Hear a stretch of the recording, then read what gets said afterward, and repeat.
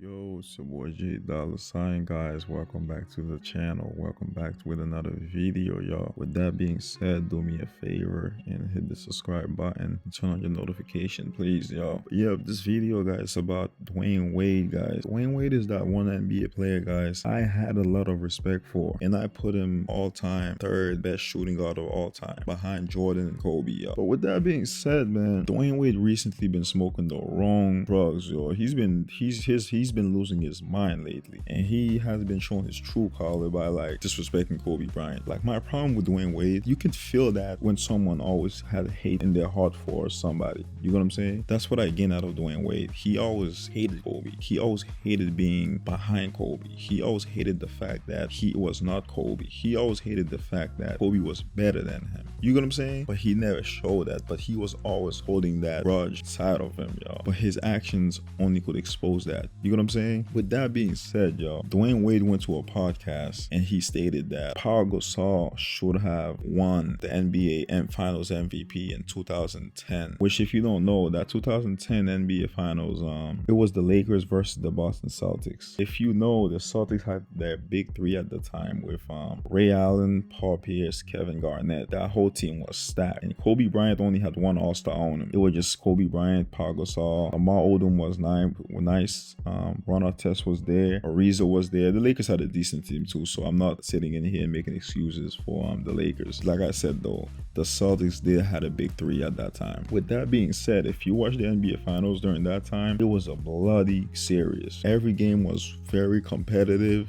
I'm talking about, this is the time where defense was a primary thing. If you watch all those the finals games, it was all very low scoring. At that time back then, if you averaged like 20 points, 20 somewhere around there, that was fantastic. It was a defense first, and you have to be a two-way player to compete in those levels. When I'm talking about winning, that finals is actually what tells me how much of a winner Kobe Bryant was. He wasn't just playing for stats, he was playing to win. And this is why Dwayne Wade sounded like an idiot when he made that statement toward Kobe Bryant, y'all. With that being said, we're gonna start with the first time I noticed Dwayne Wade was a Kobe hater, y'all. On February 26, 2012, y'all, during the Eastern versus Western All-Star game, Dwayne Wade flat out, y'all, broke Kobe Bryant's nose. Like, yo, I'm talking about an NBA All-Star game. Who's taking an NBA All-Star game that deep to break? Out of all players in there, he broke Kobe Bryant's nose, y'all. But you know what? I'll give him that. At least he's being competitive, and the All-Star kind of was a little competitive back then. That All-Star game, the final score was 152 by 149. But like I said, I love the level of competition and respect it. But bro, come on, yo. You're out here breaking Kobe Bryant's nose and then during an All-Star game. Let's be realistic, y'all. Throughout the times Kobe Bryant was alive, y'all, you didn't hear any athlete talking anything negative about Kobe Bryant. But as soon as he passed away, everybody started feeling so confident to come out, and these clowns, y'all, literally start down talking Kobe Bryant as soon as he passed away.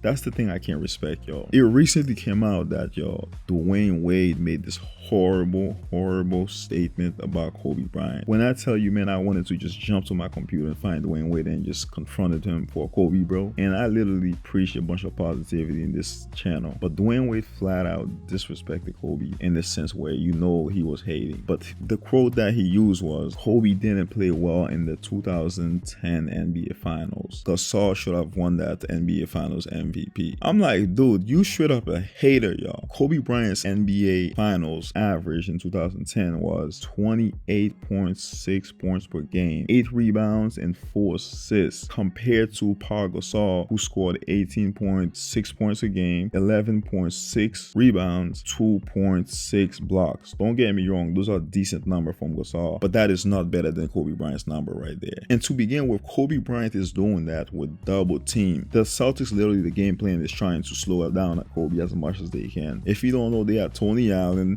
they had Ray Allen. People very underrate Ray Allen here. The Ray Allen's a wonderful defender, y'all. Even Paul Pierce can defend too. The Celtics had all kind of bodies to throw at Kobe, bro. But even though, like I said, he still ended up dropping an average of 28.6, 8 rebounds and 4 assists. How the hell is Pau Gasol was the Finals MVP? MVP over Kobe Bryant. He's trying to justify one game to be the reason why Pau Gasol played better than Kobe. And the game he's talking about was Game 7. If you watch Game 7, there's not one player that performed well in Game 7 to begin with. And Game 7 is actually the game that really shows you Kobe Bryant plays this game to win.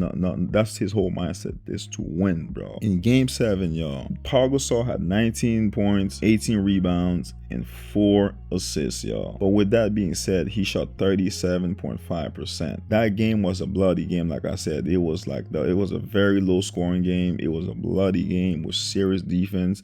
It was literally the whoever wanted the most win type of game. But Kobe Bryant on the other end, in that Game 7, still led the whole team, both teams, 23 points, 15 rebounds, y'all. Like I'm talking about, Kobe had 15, 23 and 15. Here's the part that he meant to say, actually.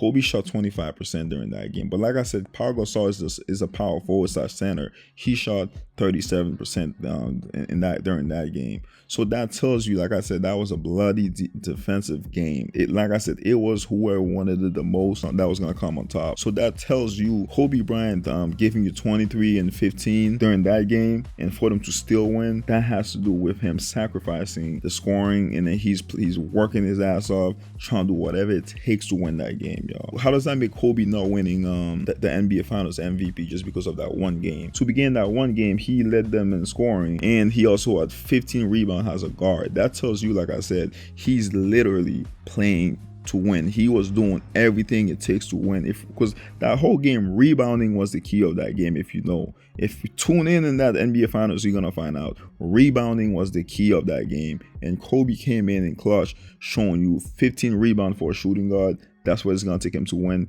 He'll do that all day. So with that being said, y'all, Dwayne Wade is flat out a hater. You know what? I used to respect Dwayne Wade. I lost a lot of respect for him. Don't get me wrong, Dwayne Wade is a very great player, and I have him third of all time, best shooting guard in the league. And I'm actually gonna do a video on Dwayne Wade versus Steph Curry and compare Dwayne Wade to different players. But the fact that he's gonna wait till Kobe passed away to make all these hater comments, I can't respect that, y'all. But you know what? Like, Kobe, man, you deserve you did so much for this league, man. Like, to me, you're the third all time behind. No, you're the second all time behind Michael Jordan.